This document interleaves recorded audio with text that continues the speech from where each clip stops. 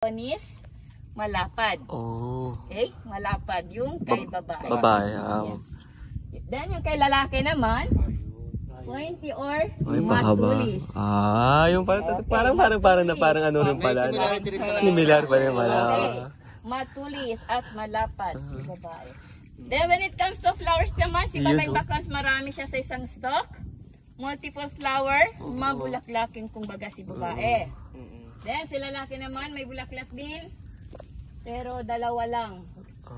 Kasi bilog-bilog. mabulaklak lang yung dila ng mga lalaki. Okay, speaking, pag lalaki, dalawa lang. Dalawa lang talaga. Okay, pointy at may dalawang bilog si lalaki. Magkakawan. Okay, so both of them, pag naging matured, nagkakaroon na sila ng ganito. Babait lalaking baka magkakaroon ng ito. So, yan na yung ginagamit na pang tree planting. Okay, so tawag po dito is propagule. Propagule. Mamaya ng spelling, basta propagule. Ngayon, pag naging mature si propagule, nagiging marupok siya, madaling ma-fall. Parang babae. Fall in love nga lang po yung Babae lang ang nagkaganyan, ma'am. So that's a point. Babae lang.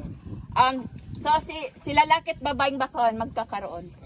Even walang magkakaroon sila. During nagmamature sila, unti-unting magkakaganito. So hahaba pa yan siya.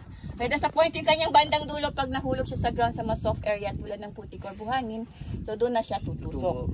Then pagkatusok niya, doon na magsisimula yung bagong buhay ng bakawan. Okay.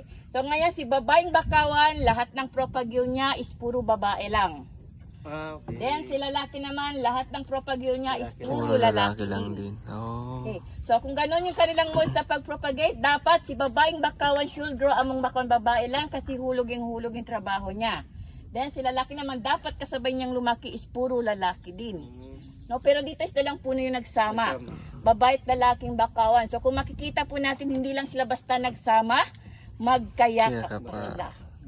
So may forever. Kaya po may tawag.